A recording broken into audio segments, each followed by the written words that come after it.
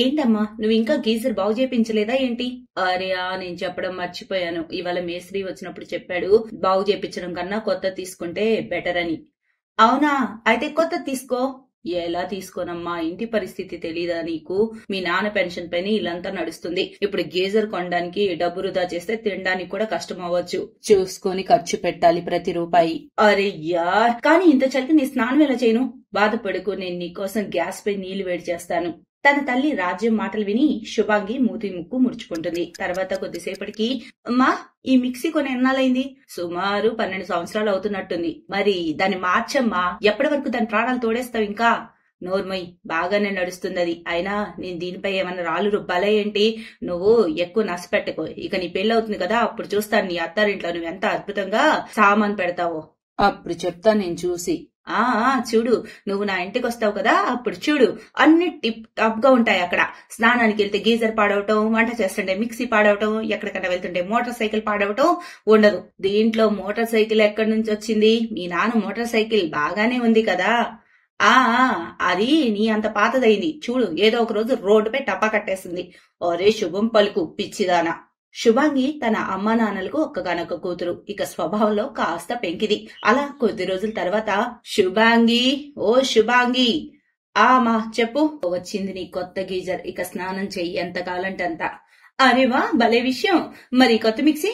అదా తర్వాత చూద్దాం. తర్వాత అలా కొద్ది సంవత్సరాలు గడిచాయి. శుభాంగి పెళ్లి కిషన్ అనే అబ్బాయితో జరిగింది. ఇక పెళ్లి రోజు, చూడమ్మా శుభాంగి, నా మాట జాగ్రత్తగా విను. నీ అత్తారిల్లు చాలా మంచిది, తెలివైన సంపాదించే అబ్బాయి. టౌన్ లో ఇల్లుంది, అయినా ఒక్క రూపాయి కూడా కట్నం అడగలేదు. నీ అదృష్టం బాగుందమ్మా. నువ్వు మహల్లోకి వెళ్తున్నావు, పెద్ద పెద్ద గదులు, నౌకర్లు, బండ్లు, ఇంకా గీజరు, వాషింగ్ మిషన్ అన్ని ఉంటాయి అక్కడ. కావలసినవన్నీ చాలా విశాలంగా ఉంటుంది అక్కడ. అవునమ్మా, కానీ అంత విశాలమైన చోట నేను ఉండగలనా? ఏం పర్వాలేదు, మెల్లగా అలవాటవుతుంది నీకు. ఇక ఆపై శుభాంగి చాలా ఆనందంగా తన అత్తారింటికి వచ్చింది. ఆమె తన అత్తారింటికి రాగానే ఆమె కళ్ళు పేలిపోయినట్టు అయిపోయింది. ఆమె అత్తారిల్లు ఎన్నో ఏళ్ల నుండి రంగులు వేని గోడలతో ఉంది. అది ఇల్లు కంటే కూడా ఎక్కువగా బూతు బంగ్లాలా ఉంది. పాపం శుభాంగి ఏమీ చేయలేక సైలెంట్ గా తన అత్తారింట్లోకి వెళ్ళింది. అక్కడ చాలా చీకటిగుంది. వచ్చావా అమ్మా? ఇవాళ నుండి ఇది నీ ఇల్లు. రామ్మా, లోపలికి రా. కాస్త జాగ్రత్తగా రా, ఎందుకంటే లైట్ లేదు. మా ఇన్వర్టర్ ఏమైంది? అది మీ బాబాయ్ అడిగాడు, అందుకని ఇచ్చేశాను. తనకేదో అవసరం ఉందంట, మనము పెద్దగా వాడట్లేదు కదా. పైగా మీ బాబాయ్ దానికి బదులుగా ఏదో ఒకటి ఇస్తాడు, సొరకాయలని అవని ఇవని ఏవో ఒకటి. అందుకని తన అత్త లీలావతి మాటలు విని శుభాంగి ముఖంలో కల తప్పింది. లీలావతి ఆమె చేపట్టుకుని తన్ని లోపలికి తీసుకువెళ్తుంది. కానీ ముసుగులో ఉన్న శుభాంగి ఏదో గుడ్డిగా వెళ్తూ ఉండగా ఆమె తల తలుపు కొట్టుకొని పడిపోయింది. ఓహో, కిషన్ నీతో ఎన్నిసార్లు చెప్పానురా తలుపును బాగు చేయించమని, కానీ నువ్వు వినవే. చూడు, కోడలికి దెబ్బ తగిలింది. మా అది 6 నెలల నుంచి విరిగి పడింది. అయినా నువ్వెప్పుడు చెప్పావు? నోర్మై, చాలా మాట్లాడుతున్నావు నువ్వు. కోడలా, జాగ్రత్తగా రా. అత్తయ్య. శుభాంగి తన గదిని జాగ్రత్తగా చూసుకుంది. తొలిరే ఈ గదిలో అలంకరణ కోసం చిన్న ప్లాస్టిక్ ఫ్లవర్ వాజులు పెట్టారు. ఇక బెడ్ దగ్గర నేలపై ఒక పరుపు ఉంది. ఈ పరుపు ఇక్కడ ఎవరో పొరపాటు పెట్టినట్టున్నారు. నేను దీన్ని తీసేస్తాను. ఏమండి, ఈ మాట వినండి. చెప్పు. ఆ తలుపు విరిగిపోయింది, మరి మీకు అర్థమవుతుందా? కిషన్ తన పూర్తి బలం ఉపయోగించి తలుపు తీసి గుమ్మం దగ్గరగా మూశాడు. అది చూసి శుభాంగి కాస్త ఊపిరి పీల్చుకుంది. కానీ సమస్య ఏంటంటే గొళ్ళను తెరవడం. దాన్ని తెరవని ముందు, లేకుంటే జనాలు ఏమనుకుంటారు? ఆ ఇద్దరు తలుపు తెరవడానికి ప్రయత్నించారు, కానీ అది తెరుచుకోవడం లేదు. వాళ్ళిద్దరి వల్ల కాలేదు. ఇక అలసిపోయి వాళ్ళిద్దరూ వచ్చి బెడ్ మీద కూర్చున్నారు. కానీ వాళ్ళు అలా కూర్చోగానే ఆ బెడ్ ఇరిగి వాళ్ళిద్దరు నేలపై పడ్డారు. దాంతో ఇల్లంతా పెద్ద శబ్దం వచ్చింది. అరే, ఏం చేశారు? ఏం లేదమ్మా, నువ్వు అనుకున్నదేం కాదు. మంచం విరగొట్టారా ఏంటి కిషన్? సర్లే, బాధపడొద్దు. అక్కడ నేలపై పరుపు ఉంది, అది వేసుకోండి. ఇక దాని మీద పడుకోండి. అవునా? అందుకనా అమ్మ నేలపై పరుపు పెట్టుంచింది. చూసావా, మా అమ్మ ఎంత అర్థం చేసుకోగలదో శుభాంగి. శుభాంగి కోపంగా కిషన్ ని చూసింది. ఇక తర్వాత అర్ధరాత్రి ఆమెకు దాహం వేస్తుంది. ఆమె సైలెంట్ గా నీళ్ల కోసం ఫ్రిడ్జ్ వెతకసాగింది. ఆమె మొబైల్ వెలుగులో ఫ్రిడ్జ్ దొరికింది. కానీ ఫ్రిడ్జ్ తెరవగానే అందులో నమ్కిన్, బిస్కెట్ ఇంకా షుగర్ డబ్బా ఉన్నాయి. ఓరి దేవుడా, ఇదేంటి? ఏమైంది కోడలా? ఏం వెతుకుతున్నావు నువ్వు? అది నీళ్లు. ఓ నీళ్ళ అవి కింద కుండలో ఉన్నాయి. ఆ ఫ్రిడ్జ్ పాడై ఉంది, అందుకే అందులో బిస్కెట్, నమ్కిన్, షుగర్ డబ్బా పెట్టాను. చీమలు పట్టవు కదా అందుకని. శుభాంగికి దిమ్మ తిరిగింది. ఆమె జీవోత్సవంలా తన గది వైపు వెళ్ళింది. ఇప్పుడు ఆమె మనసులో ఉత్సాహం లేదు, ఉల్లాసం లేదు. తర్వాత ఉదయం, అత్తయ్య ఈ గ్యాస్ వెలగడం లేదు. అరే అది సిలిండర్ అయిపోయింది. నువ్వు కట్టెల పొయ్యిపై చేయి టీ, పైగా కట్టెల పొయ్యిపై మంచి రుచి వస్తుంది టీ. నీకు తెలుసు కదా కిషన్. అమ్మా మేము రోజు టీ అలాగే తాగుతాం. ఈ విధంగా శుభాంగి కట్టెల పొయ్యిపై టీ చేసింది. తర్వాత ఆమె స్నానానికి వెళ్ళినప్పుడు బాత్రూమ్ నుంచి ఆమె పిలిచింది, అతయ్య ఈ గీజర్ ఎలా ఆన్ అవుతుంది? అరే అరే అది గీజర్ కాదు, కేవలం గీజర్ లాంటిది. దాని లోపల సబ్బు, షాంపూ అవి పెట్టాము. తలుపు వెనక్గా చూడు, అక్కడ నీకు నీళ్లు కాచుకునే కడ్డీ ఉంటుంది. దాని కట్టి బకెట్ లో వేసాయి, నీళ్లు త్వరగా వేడవుతాయమ్మా. శుభాంగి ఏదోలా స్నానం పూర్తి చేసేసుకుని వస్తుంది. తను ధైర్యం తెచ్చుకొని తన అత్తను అడుగుతుంది, అత్తయ్య బట్టలు ఉతకడానికి వాషింగ్ మిషన్ ఎక్కడుంది? అరే 2-3 బట్టల కోసం మిషన్ ఎందుకు, అక్కడ బాత్రూమ్ లో చేత్తో ఉతికేసేయ్. కానీ డిటర్జెంట్ ఎక్కడ? అదిగో అక్కడ వాషింగ్ మిషన్ ఉంది కదా, ఆ మూత తెరువు, అందులో సబ్బు ఇంకా బ్రష్ అన్ని ఉన్నాయి. ఇంకా అందులోంచి అంట్లు తోమే సబ్బు తీయమ్మా, బయట ఉన్న సబ్బు అయిపోయింది. శుభాంగికి తన మీద కన్నా ఎక్కువ జాలి తన అత్తారింటిపై కలుగుతుంది. తర్వాత ఆమెకు సడన్ గా తన తల్లి మాటలు గుర్తుకొస్తాయి. మెల్లమెల్లగా అంతా అలవాటవుతుంది. తన తల్లి మాటలు గుర్తు తెచ్చుకొని శుభాంగి తన తల కొట్టుకుని అక్కడి నుంచి వెళ్లిపోతుంది. కానీ తర్వాత మెల్లగా శుభాంగికి తన అత్తారింట్లో అడ్జస్ట్ అవ్వడం నేర్చుకోవాల్సి వస్తుంది. తన అత్తారింట్లో రోజు ఏదో ఒక వస్తువు పాడవుతూ ఉంటుంది. కిషన్ వాటిని 1-2 రోజుల వరకు బాగయ్యేలా చేస్తున్నాడు. అలా ఒక రోజు, అత్తయ్య కొన్ని వస్తువులు మార్చాలి, మీకు అనిపించడం లేదా అది? అరే అరే ఏం మాట్లాడుతున్నావమ్మా నువ్వు, అంతా బానే నడుస్తున్నాయి, నువ్వేం బాధపడకు, నీకు అలవాటు అవుతుంది ఇదంతా. చూడమ్మా డబ్బు కూడబెట్టుకుంటూ వెళ్ళాలి, మన చెడ్డ రోజుల్లో అవి ఉపయోగపడతాయి. శుభాంగికి అర్థమైంది తన అత్తారింట్లో ఏం మారదని. ఒకవైపు లీలావతి పాడైన సామాన్లు వాడుతూ డబ్బు కూడబెడుతూ ఉంది, మరోవైపు ఇంకేదో జరగనుంది మరి. ఒకరోజు లీలావతి కరెంటు రాడుతో నీళ్లు వేడి చేస్తూ తన పాత డబ్బా ఫోన్ లో ఎవరితోనో మాట్లాడుతూ ఉంది. అప్పుడు ఆమె ఫోన్ తన చేయి జారి బకెట్ లో పడింది. ఫోన్ పట్టుకునే ప్రయత్నంలో బకెట్ లో చేయి పెట్టేసింది. దాంతో కరెంట్ షాక్ తగిలింది. కరెంట్ షాక్ తిన్న లీలావతి, కోడరా అరే త్వరగా రండి, అత్తయ్యకి షాక్ కొడుతుంది. శుభాంగి మాటలు విని కిషన్ క్షణాల్లో వచ్చాడు. ఆపై తన తల్లిని ఎత్తుకుని గది వైపు పరిగెత్తాడు. ఉమ్మా నువ్వేం భయపడకు, నేను నిన్ను ఇప్పుడే హాస్పిటల్ కి తీసుకెళ్తాను. కిషన్ లీలావతిని త్వరగా దర్వాజా దగ్గర కూర్చోబెట్టి బైక్ స్టార్ట్ చేయడం మొదలు పెట్టాడు. కానీ బ్రిటిష్ కాలం నాటి ఆ బైక్ ఇప్పుడు స్టార్ట్ అవ్వడం లేదు. ఏం చేయాలి, అంత పాతది మరి ఆ బైక్. ఆ తర్వాత శుభాంగి ఆ బైక్ ని నెట్టగా అప్పుడు స్టార్ట్ అయింది. తర్వాత ఎలాగోలా వాళ్ళు హాస్పిటల్ కు చేరుకున్నారు. ఏమైంది, డాక్టర్ ఏమన్నారు? ఏం లేదు, కానీ గట్టి షాక్ అని చాలా టెస్టులు రాశారు. 1,00,000 రూపాయలు కట్టించుకున్నారు కూడా అడ్వాన్స్ గా. అరే 1,00,000 రూపాయల పోయాయా దేవుడా! చూసారా అత్తయ్య, చవక సామాను, చాలా పెద్ద ఖరీదే.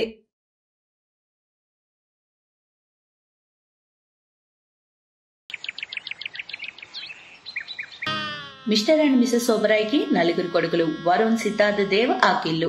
ఆ 4 వేరువేరు మల్టీనేషనల్ కంపెనీల్లో మేనేజర్స్ గా పనిచేస్తున్నారు.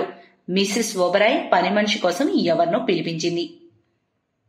అన్నిటికంటే ముందు నీ క్వాలిఫికేషన్ ఏమిటో చెప్పు, అలాగే నువ్వెక్కడుంటావు? మేడం, నేను బీకాం చదివాను. ఇంకా నేను ఇక్కడ నుంచి 50 కిలోమీటర్ల దూరంలో ఉండే రాంపూర్ గ్రామంలో ఉంటాను. ఇది వింటూనే మిసెస్ ఓబరాయ్ బీపీ పెరిగిపోతుంది. వెంటనే లేచి నించొని చెప్తుంది, వెళ్ళిపోయి ఇక్కడ నుంచి, పల్లెటూరు ముద్ద. నేను నా టీంకి ఆల్రెడీ చెప్పాను, నాకు టౌన్ పని మనిషి కావాలని, పల్లెటూరు పని మనిషి కాదని. వెళ్ళి ఇక్కడ నుంచి త్వరగా. ఆ అమ్మాయి ఏం మాట్లాడకుండా సైలెంట్ గా వెళ్ళిపోతుంది. ఇంతలో అక్కడకు మిస్టర్ ఓబరాయ్ వస్తాడు. ఏంటి ప్రవర్తన? ఒకవేళ పని మనిషి పల్లెటూరు అమ్మాయి అయితే ఇంకా మంచి విషయమేగా, పల్లెటూరు వాళ్ళు బాగా పనిచేస్తారు. ఒకవేళ నీకు నచ్చిన అమ్మాయి పనికి కావాలంటే పెట్టుకో, కానీ ఇలా ఎవరిని ఇన్సల్ట్ చేయకు. నువ్వు పల్లెటూరు అమ్మాయివే, మర్చిపోయావా? నాకింట్లో పల్లెటూరు ముద్దు వద్దు, అంతే. ఇంతలో డోర్ బెల్ మోగింది. మిస్టర్ ఓబరాయ్ తలుపు తెరిచి చూసి షాక్ అయ్యాడు. ఎందుకంటే వాళ్ళ 4 కొడుకులు పెళ్లిళ్లు చేసుకొని వచ్చారు. రండి పిల్లలారా, నేను మీకోసం ఎదురు చూస్తున్నా. మంచి పనైంది, మీరు బెంగళూరులోనే పెళ్లి చేసుకొని వచ్చారు. మిస్టర్ అండ్ మిసెస్ ఓబరాయ్ వాళ్ళ కోడళ్ల గృహప్రవేశ కార్యక్రమం నిర్వహించి వాళ్ళని లోపలికి తీసుకొచ్చారు. వరుణ్, సిద్ధార్థ్, దేవ్, అఖిల్, కోడళ్ల ఇంట్రడక్షన్ ఇవ్వండి. అమ్మా, మీకు ఫోన్ లోనే చెప్పాగా మీ 4 చాలా సంస్కారవంతమైన అమ్మాయిల్ని ఇష్టపడ్డామని. నా కోడళ్లు చూడటానికి లక్షల్లో ఒకళ్ళ ఉన్నారు, కానీ మన కుటుంబం గురించి తెలుసుకోవాలి కదా. ఒకరి గురించి ఒకరు తెలుసుకోలేనంత మోడర్న్ కుటుంబం మంది కాదు కదా. ఇప్పుడు మీ కోడళ్ళు వాళ్ళే స్వయంగా ఇంట్రడ్యూస్ చేసుకుంటారు. అమ్మా, నా పేరు శీతల్, మాది డోలక్పూర్ గ్రామం. అమ్మా, అయ్యా, నా పేరు సీత, నాకు పిడకలు చేయడం అంటే చాలా ఇష్టం. అరే అమ్మా, నా పేరు మీనా, నేను చిన్నప్పటి నుంచి ఆవుల గేదెలు కాస్తూ ఉంటాను. ఆవులు మేపడం అంటే నాకు చాలా ఇష్టం. ఇక 4వ కోడలు సావిత్రి ఏదో చెప్పబోతూ ఉండగా మిసెస్ ఓబరాయ్ ఆమెను ఆపుతుంది. చాలు, మీ గురించి ఇక నేను తెలుసుకోవాల్సిందేం లేదు. అది వింటూనే తన కొడుకు సిద్ధార్థ అంటాడు, అమ్మా, ఇప్పటి వరకు బానే ఉన్నావుగా ప్రేమగా, ఏమైంది సడన్ గా నీకు? నేను చెప్తా బాబు, తెలుసుగా మీ అమ్మకి పల్లెటూరు వాళ్ళంటే అసలు నచ్చదని, కానీ నాకు పల్లెటూరు వాళ్ళంటే చాలా ఇష్టం. అందుకే నా కోడల విషయంలో నేను సంతోషంగా ఉన్నాను. I'm proud of you. ఈ రోజుల్లో పల్లెటూరు అమ్మాయిలు చూపించినంత ప్రేమ పట్నం అమ్మాయిలు చూపించామా? మేము బయట తిరుగుతూ ఉన్నాం కాబట్టి అన్ని చూసాము. మేము వీళ్ళని ఇష్టపడ్డాము. ఇక మిమ్మల్ని అడిగేగా పెళ్లి చేసుకున్నాం, చెప్పకుండా చేసుకోలేక. కానీ మీరు వీళ్ళు పల్లెటూరు మొద్దులనైతే చెప్పలేదుగా. ఓరే మొద్దు అని పట్టుకున్నావు. నువ్వు వీళ్ళు చదువు ఉండి అన్ని ఉండి గొడవలు పడుతూ విడాకులు తీసుకొని ఉంటే పిల్లలు బాధపడుతుంటే చూడటం అంటే నీకు ఇష్టమా? కోపంతో మిసెస్ ఓబరాయ్ తన గదిలోకి వెళ్లిపోతుంది. తర్వాత రోజు మిసెస్ ఓబరాయ్ పొరుగింటి స్నేహితురాలు రాణి అక్కడికి వచ్చి కూర్చుంటుంది. ఆమె చాలా బాధగా ఉంటుంది. నా జీవితమే నరకమైంది. అరే, ఏమైంది రాణి? నీకేం ప్రాబ్లం వచ్చింది? నీ కొడుకు పెళ్లి కూడా అయింది కదా. అందుకేగా జీవితం నరకంగా మారింది. ఒకవేళ సరైన కోడలు దొరకపోతే జీవితం నరకమేగా. మిసెస్ ఓబరాయ్ తన ఫ్రెండ్ తో మాట్లాడుతూ ఉండగా కాసేపటికి మిసెస్ ఓబరాయ్ 4 కోడళ్లు టిఫిన్లు తీసుకుని అక్కడికి వస్తారు. నమస్తే ఆంటీ గారు, ముందు మీరు టిఫిన్ తీసుకోండి, మిగతా మాటలు తర్వాత మాట్లాడుకోవచ్చు. ఇంటికొచ్చిన అతిథులకు మర్యాద చేయడం మన దేశ సంస్కారం కదా. ఇక ముందు ఇవి తీసుకోండి, తర్వాత మాట్లాడుకోండి. సుఖంగా ఉండండి అమ్మా. మిసెస్ ఓబరాయ్, నీ తలరాతలో మంచి రాసింది. నీకు సంస్కారవంతమైన కోడళ్లు దొరికారు. మిసెస్ ఓబరాయ్ తన కోడళ్ల గురించి చెడుగా చెప్పేలోపు అక్కడికి రాణి కోడలు షార్ట్స్ వేసుకొని తన స్నేహితులతో పాటు వస్తుంది. అమ్మా, ఇక్కడికి వచ్చి మీరు కూర్చున్నారా? నేను మీకు చెప్పాను కదా నా ఫ్రెండ్స్ తో పార్టీకి వెళ్ళాలని. సైలెంట్ గా మీరు వెళ్ళి ఇంట్లో కూర్చోండి, అక్కడ ఎవరు లేరు. కోడలా, నువ్వు వెళ్ళు, నేను వస్తున్నా. సరే, నేను వెళ్తున్నా. ఇంటి డోర్ తెరిచింది, ఇంట్లోకి దొంగలు పడితే నాకు సంబంధం లేదు. రాణి టిఫిన్ తీసుకోకుండానే తన ఇంటికి వెళ్లిపోతుంది. చూసావా, రాణి కోడలు పల్లెటూరు ముద్దు కాదు, పట్టణం పిల్ల అయినా కూడా తన ఇంటి వాళ్ళకి భలే రెస్పెక్ట్ ఇస్తుంది కదా. మావయ్య, కోడలు పల్లెటూరుదైనా పట్టణందైనా ఏం తేడా లేదు. అప్పుడప్పుడు పల్లెటూరు కోడలు చెడ్డదై ఉండొచ్చు, అప్పుడప్పుడు పట్టణం కోడలు చెడ్డదై ఉండొచ్చు. మిస్సెస్ ఓబరాయ్ మూతి ముడుచుకొని తన గదిలోకి వెళ్లిపోతుంది. రాత్రి వేళ 4 కోడళ్లు బాల్కనీలో నిల్చొని బయటకు చూస్తూ ఉంటారు. అక్కలు, అటు చూడండి, ఎంత పెద్ద పెద్ద బిల్డింగ్ లో, కానీ బయట ఎవరూ లేరు. ఈ టౌన్ లో అందరూ ఇంట్లోనే ఉంటారు. ఆకాశం కింద అసలు ఎవ్వరూ కనిపించడం లేదు. కనిపిస్తున్నారు కదా, అక్కడ చూడు, ఎద్దు తిరుగుతుంది. హాహా, పట్టణంలో జంతువులు స్వేచ్ఛగా తిరుగుతాయి, ఇంకా మనుషులు ఇంట్లో ఉంటారు. అప్పుడు ఆ 4 దృష్టి రాణిపై పడుతుంది. ఆమె ఫ్రెండ్స్ ఆమెను వదిలేసి వెళ్లిపోతారు. ఇక తాగిన మత్తులో ఆమె తూలుతూ ఉంటుంది. అప్పుడు ఎదురుగా ఎద్దు పరిగెత్తుకుంటూ వస్తుంది. అది చూసిన ఆ 4 కోడళ్లు పరిగెత్తుకుంటూ కిందకొస్తారు. మధ్యలో సీత వచ్చి ఎద్దు తలపై ప్రేమగా నిమురుతుంది. దాంతో ఆ ఎద్దు అక్కడి నుంచి వెళ్లిపోతుంది. థ్యాంక్ యూ సో మచ్, మీరు నా ప్రాణం కాపాడారు, లేదంటే ఎద్దు నన్ను మీ పాడేసది. ఇక ఇంతలో అక్కడికి చిన్ని అత్తరా అని మిస్టర్ అండ్ మిస్సెస్ ఓబరాయ్ కూడా వస్తారు. సంతోషంగా ఉండాలమ్మా మీరు, కానీ నాకు ఒక విషయం అర్థం కాలేదు. మధ్యలో మీరు వచ్చారైనా మీ 4 నా ఎద్దు ఏమి చేయలేదు. అమ్మా, మేము 4 జంతువులను చూస్తూ పెరిగాం. మాకు వాటి మూడు ఎప్పుడు ఎలా ఉంటుందో బాగా తెలుసు. దాన్ని బట్టి ప్రేమగా భయం లేకుండా చేత్తో నిమిత్తే చాలు, అవేం చెయ్యవు, వెళ్ళిపోతాయి. ఇదంతా అక్కడ ఉన్న వీధి వారంతా కూడా చూస్తున్నారు. అందరూ ఆ 4 కోడలను పోగొడతారు. ఆ తర్వాత రోజు చిన్ని నష దిగుతుంది. ఆ 4 కలవడానికి వస్తుంది. మిమ్మల్ని నేను మొదటిసారి చూస్తున్నాను. తన 4 కొడుకులు పెళ్లికి ఆంటీ మమ్మల్ని పిలవనేలేదు. ఇప్పుడు ఆ 4 పల్లెటూరు వాళ్ళ స్నేహం చిన్నీతో కుదిరింది. ఒక వారంలోనే చిన్ని బిహేవియర్ మారిపోయింది. ఇప్పుడు తను మందు తాగడం మానేసింది, ఇంకా సంస్కారవంతమైన కోడలుగా మారింది. ఒకరోజు రాణి మిసెస్ ఓబరాయ్ కలవడానికి వచ్చింది. మిసెస్ ఓబరాయ్, నేను నీ కోడళ్లకు ధన్యవాదాలు చెప్పడానికి వచ్చాను. నేను నా కొడుకు చేయలేని పని నీ కోడలు చేశారు, నా కోడల్ని మార్చేశారు. ఇది చూసి మిసెస్ ఓబరాయ్కి తను చేసిన తప్పు పట్ల మెల్లమెల్లగా పశ్చాత్తాపం మొదలవుతుంది. కోడళ్లారా, నన్ను క్షమించండి. నేను కూడా చిన్నప్పుడు పల్లెటూరులో ఉండేదాన్ని. కానీ నా చుట్టూ ఉన్న అమ్మాయిలందరూ చాలా పొగురుగా ఉండేవాళ్ళు, చెడుగా ఉండేవాళ్ళు. అందుకే నాకు పల్లెటూరు అమ్మాయిలంటే మంచి అభిప్రాయం లేదు. అలా ముద్ర పడిపోయింది. కానీ మీ నలుగురు నా ఆలోచనను మార్చేశారు. రాణి కోడళ్లను కూడా మీరు మార్చేశారు. అసలు సాధ్యం కాని పని సాధ్యం చేశారు. మీరు తప్పుగా అన్నారు అత్తయ్య. ప్రతి మనిషి లోపల మంచివారే. దేవుడు ఎవరిని చెడ్డగా పుట్టించడు. కాకపోతే చుట్టుపక్కల ఉన్న సమాజం వాళ్ళ పరిస్థితులను బట్టి అలా మారుతారు. ఈ సమాజం చిన్ని మనసులో వేసిన బీజాన్ని మేము తీసేసాం. ఇక మంచి చిన్ని బయటకు వచ్చింది. అంతే, అందరూ మంచివారే. సొసైటీ సెక్రటరీ సాయంత్రం ఫంక్షన్ పెట్టాడు. అందరూ మన కోడల్ని సన్మానిస్తారట. అందరూ చూశారు ఆ ప్రమాదకర ఎత్తును మన కోడళ్లు ఆడవారైనప్పటికీ ఎలా ఎదుర్కొన్నారనేది. అది కూడా ఆ ఎత్తుకి ఏమాత్రం గాయం కాకుండా, హాని కాకుండా.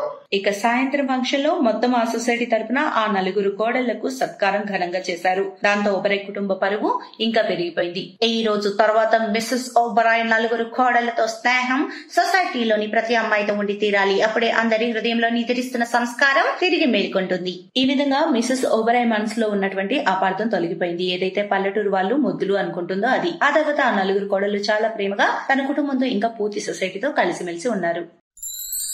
Thanks for watching.